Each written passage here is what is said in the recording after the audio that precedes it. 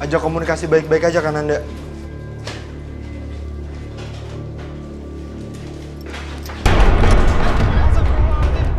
Di sela-sela komunikasi, Den Ananda mendapat serangan dari makhluk tersebut, di mana Den Ananda seolah dikurung di dalam kamar mandi bersama sosok tersebut.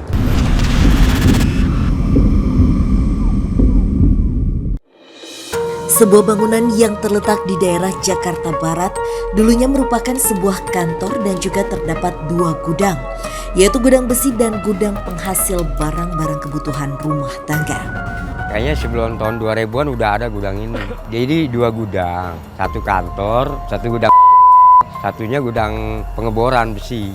Beroperasi selama beberapa tahun saja dan akhirnya gulung tikar. Nyatanya tempat ini sering mengalami gangguan yang ditimbulkan oleh makhluk astral. Bahkan gangguan tersebut harus dialami oleh para pekerja di tempat ini setiap harinya. Karyawan cewek itu entah dia mau bikin kopi atau mau bikin apa, tiba-tiba dia kesurupan. 1 minggu itu bisa 3 kali. Tak hanya berhenti sampai di situ, nyatanya semenjak kosong tempat ini semakin mengundang para makhluk astral untuk tinggal di sini. Bahkan seringkali warga melihat banyaknya penampakan di bekas kantor dan gudang ini. Banyak pula dari warga yang merasa ketakutan ketika melintasi tempat ini saat malam tiba. Itu terbang-terbang bolak-balik kirain apa gitu. Belum lama itu di tembok, bolak-balik tembok ini.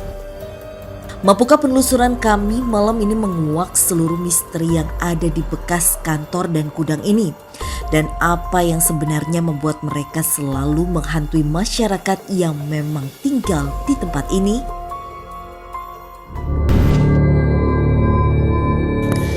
Fasya dan juga Den Ananda telah sampai di salah satu bangunan yang dulunya digunakan sebagai kantor dan juga sebuah gudang yang terbengkalai di daerah Jakarta Barat.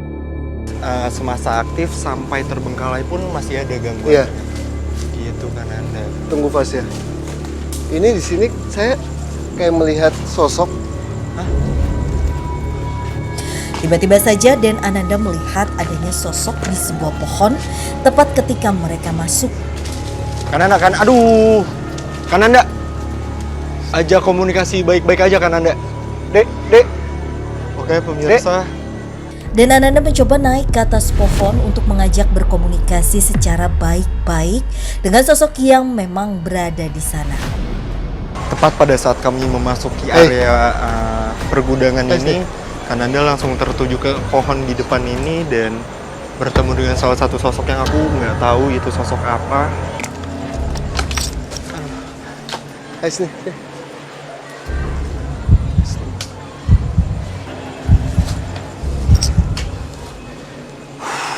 Jadi di belakang kita ini ada sosok anak kecil dan banyak sekali Fas ya.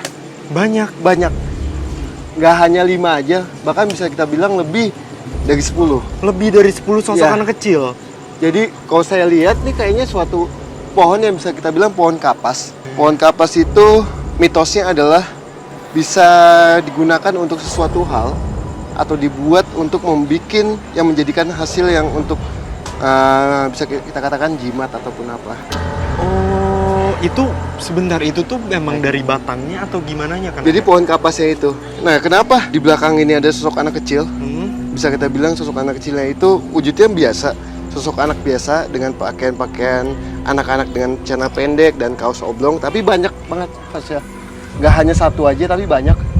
Dia ada di atas itu juga. Nah, tadi sempat di belakang nih.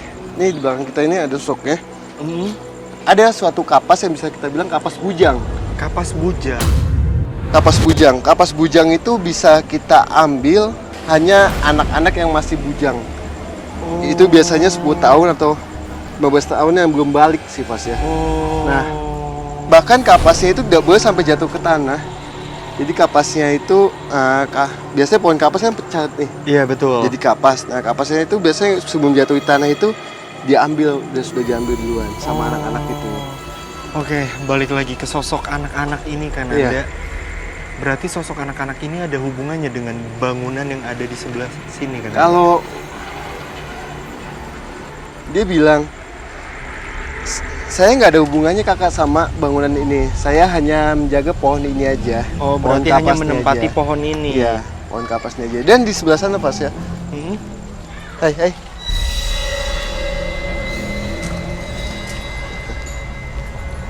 Hai. Halo, adik-adik semua. Dan Ananda mencoba berkomunikasi kembali dengan sosok anak-anak. Ini lagi sedang banyak yang main, Fas ya, anak-anak juga. Ah, Jadi kebanyakan yang masih di lingkungan depan bangunan ini masih kita katakan adalah penghuni atau penunggu yang ada di pohon yang tadi kita datangin di awal itu, Pas ya. Nah, di belakang ini sama, ada yang cewek, ada yang cowok. Jadi emang kebanyakan adalah pakaiannya pakaian biasa. dengan Pakai- sosok anak kecil juga. Sosok anak kan, kecil Anda? juga. Adanya anak-anak di pohon kapas ternyata juga terdapat mitos tersendiri mengenai pohon ini, di mana banyaknya anak-anak juga dilihat oleh Ibu Asmana yang sering melihat anak-anak di area gedung ini. Anak-anak kecil banyak itu yang tempo hari jadi uber-uber kabur. Anak kecil kadang-kadang itu kayak orang main bola aja. Kadang-kadang kayak di gudang belakang tuh sering ada jerigen bisa tendang sana sini. Kayak ada yang ngikutin, tapi emak tengok itu hilang kayak anak kecil gitu, manggil-manggil nangis gitu. Tapi dilihat tuh nggak ada. Nah, ini contohnya nih. Yang ini kapasnya. Oh iya iya. Jadi iya, iya.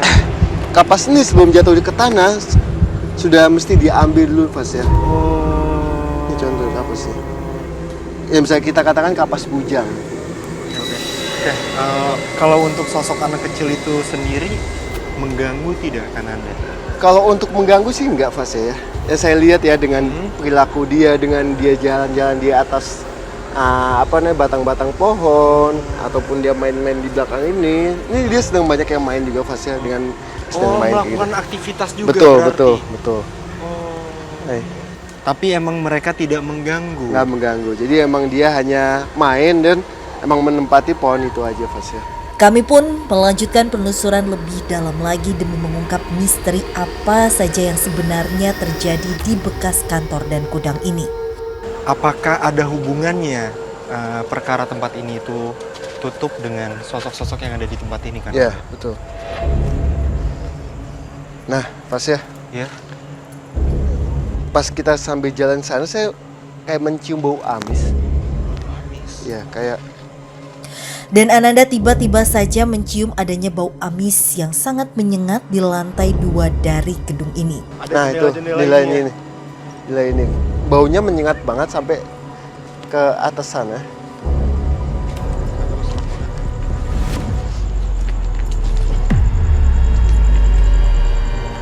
Pas ya, tunggu, Pas ya.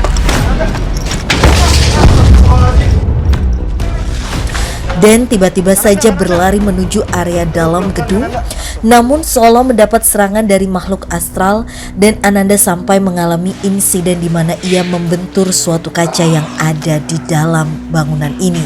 Oke pemirsa, sepertinya kan Anda bertemu dengan salah satu sosok yang ada di dalam bangunan ini.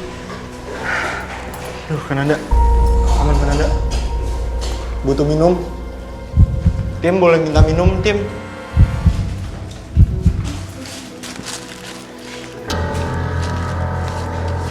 Jadi pada saat saya membahas soal bau amis itu, Pas ya, tiba-tiba saya melihat sosok laki-laki dengan menggunakan pakaian kemeja, bahkan jas. Kemeja dalamnya dengan jas, tampilannya putih. Dia cepat sekali masuk ke dalam. Saya coba untuk mengejar dia. Makhluk goib kan tembus ya, Betul. tembus. Nah, pada saya untuk mengikuti tahunya Di depannya ada kaca ya depan kan saya ada Anda? kaca. Oh. Nah, assalamualaikum. Tapi memang kan Anda, aku pun sempat mendengar cerita dari warga sekitar bahwasanya di gedung ini itu banyak warga yang melihat sosok laki-laki seperti laki-laki Belanda. Kan? Iya. Nah, sosoknya itu ada di sini. Assalamualaikum. Dan Ananda mencoba untuk berkomunikasi dengan sosok laki-laki yang memang sempat bertemu dengan dirinya.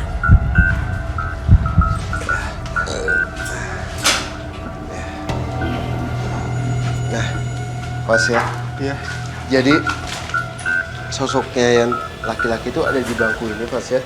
Sedang duduk ngadep kita dengan posisi dia duduk dengan melihat kita begini. Oh, menengok kepalanya. Nengok kepalanya. Penampilannya itu dengan menggunakan kemeja putih dan jas hitam dengan celana bahan coklat, sepatu pantofel tinggi segini, dan dia rambutnya itu agak ikal dan coklat, agak kecoklatan kayak gitu pas ya. Dia sedang senyum-senyum dengan kita. Adanya sosok laki-laki yang memang seperti orang Belanda ini ternyata pernah pula dilihat oleh Pak Amsir yang memang sebagai penjaga di sini. Orang zaman dulu manggilnya menir Belanda. Adanya cuma di kantor-kantor ini aja dia.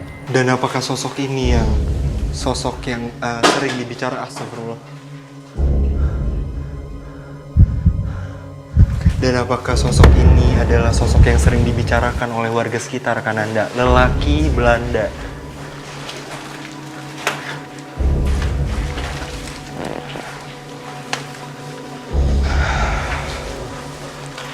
Oke pemirsa, sekarang Kananda sedang mencoba berkomunikasi dengan sosok laki-laki yang kami temui di sini untuk menggali informasi lebih dalam lagi soal sosok ini. Dan mencoba berkomunikasi kembali dengan sosok laki-laki tersebut. Sosok ini suka mewujudkan di, bisa kita bilang, penduduk-penduduk dekat sini Pak ya. Jadi dia mewujudkan badannya dengan pakaian-pakaian, bisa kita bilang pakaian Belanda gitu. Tapi yang saya tangkap, yang saya lihat, melainkan bukan sosok Belanda tapi laki-laki Indonesia, tapi penampilan kayak Indo Mas ya. Agak ada bule, ada apa ya, bisa kita Blasteran bilang ya? ya bule-bulenya itu. Nah, apakah sosok ini sosok yang mengganggu di tempat ini? sosok mengganggu sih, dia bilang saya nggak mengganggu. Mungkin emang pandangan manusia itu dia mengganggu, tapi dia ingin menunjukkan intensitasnya bahwa nilai gua ada. Oh, dia hanya ingin memberitahu kalau dia menempati tempat ini. Betul. Dia bilang dia mempunyai pasangan juga pas saya di sini. Mempunyai pasangan. Mempunyai pasangan. Berarti memang sosok ini sudah lama ada di tempat ini, Sudah lama jauh di dari tempat sebelum ini dibangun menjadi pabrik dan gudang ya. Betul, Kananda? betul. Adanya sosok laki-laki yang sering dianggap sebagai orang Belanda ternyata merupakan warga Indonesia yang memiliki darah campuran Belanda, di mana sosok ini memang sudah lama berada di sini. Dia mengetahui Fasa, mengetahui banget bahkan, tapi dia tidak mau mengucap soal gangguan itu disebabkan Oleh siapa? oleh siapa. Karena emang dia pada saat ngomong, saya mengetahui tapi saya nggak mau ngomong, kayak dia ketakutan banget Fasa untuk ngasih tahu bahwa ada sesuatu hal yang mungkin bisa kita bilang yang paling mengganggu di bangunan ini Fasa. Oh, dia takut. Takutnya adalah takut dibuang atau dipindahkan sama makhluk yang satunya ini Fasa. Oh, berarti memang sosok ini mengetahui adanya gangguan di tempat ini, tetapi sosok ini tidak ingin memberitahu atau tidak berani memberitahu kita siapa sosok yang paling mengganggu di tempat Betul ini. banget Mas ya. Akhirnya emang kembali lagi, kekuatan dia itu hanya kayak manusia biasa, tapi dia punya levelnya yang di atasnya dia. Jagoannya lah bahasa kita. Makhluk yang paling dominan di ya, tempat betul. ini ya. Tapi dia nggak mau kasih tahu. Nah, dia bilang, katanya dia pasangan saya ada di atas katanya. Pasangannya di atas. Ya, jadi nggak tahu kenapa ya dia menempati tempat ini. Emang kalau yang saya lihat emang bangunan ini emang sangat luas, mungkin bisa kita bilang Betul. kayak apa sih ya, aula ataupun apa nih, bekas aula untuk meeting kali ya. Iya, entah kantor atau apa ya ini Kananda. Tidak mendapat jawaban dari sosok laki-laki tersebut, kami pun melanjutkan penelusuran menuju lantai 2 bangunan ini, di mana Den sempat mencium adanya bau yang sangat menyengat.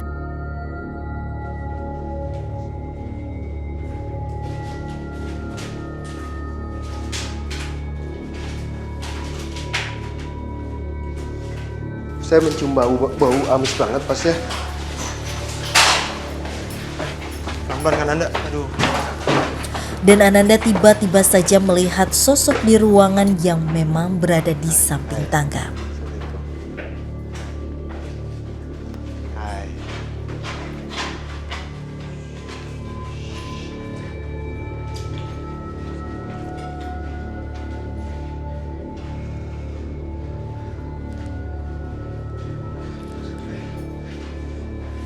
ajak komunikasi baik-baik aja kan Anda.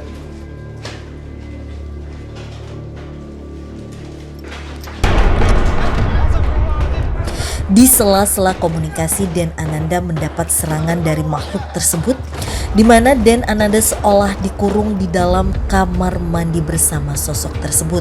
Kan Anda? Hey.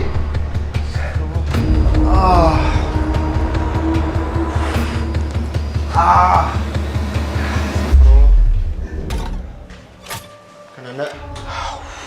Diajak ke depan aja kan Anda. Diajak ke depan aja kan Anda. Jadi tadi sempat kita bahas di bawah Fas ya. Iya. Ada bau-bau amis. Iya. Nah ini ada wanitanya ada di sini Fas ya ternyata. Timbulnya bau amis itu wanita yang ada di sini Fas ya. Itu inilah sosok wanita Ya. yang menyebabkan bau amis. Iya, dan tiba-tiba tadi pas saya coba untuk komunikasi, tangan saya kayak dipegang dan untuk menutup pintu ini. Sampai dia bilang, kamu sini aja, kamu sini aja, kamu sini aja katanya. Nah, sosok wanita, Diajak ke depan aja kan Anda. Banyak banget debu di dalam. Jadi sosok wanita ini bisa kita bilang tubuh mulai kepala sampai kaki itu penuh dengan belatung Fas ya. Dulu emak pernah malam kemis agak cium gitu, nggak enak baunya gitu. Ini kalau lewat sini nih gitu, emak suka lewat malam gitu. Kan kita kan sering naruh kandang burung di belakang. Udah jam 5 mau hujan. Itu aromanya udah nggak enak, udah bau busuk, udah bau anjir darah lah saya bilang. Kan kalau kata orang pinter itu kalau yang bau darah itu kayak bilang. Bahkan apa ya, dia sangat menyukai laki-laki yang kita bisa bilang untuk menjadikan pasangan dia. Dia keinginan dia itu karena dia melihat sosok laki-laki yang dibawa yang tadi sempat kita komunikasi itu mempunyai pasangan dan dia belum mempunyai pasangan. Oh, berarti sosok ini bukan pasangan dari sosok laki-laki yang tadi? Bukan. Dia makanya tadi pas saat saya di dalam, dia ingin banget ngambil saya Membawakan Anda ya? untuk tetap di sini. Astagfirullah. Tapi apakah ini sosok yang mengganggu kan Anda? Ayo kalau kamu mau sama aku, ayo ikut saya. Den Ananda mencoba untuk mengajak sosok wanita tersebut menuju tempat lain yang lebih aman untuk mereka berkomunikasi lebih dalam.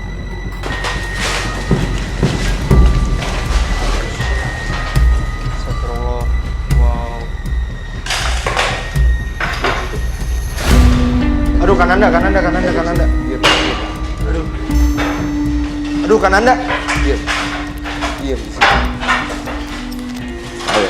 Oke pemirsa, sekarang sepertinya kan Anda sedang mencoba untuk berkomunikasi dengan sosok Iya. wanita ini. Dan Kenapa kamu mau sama aku? entah kenapa ya auranya sih nggak enak banget sih pemirsa.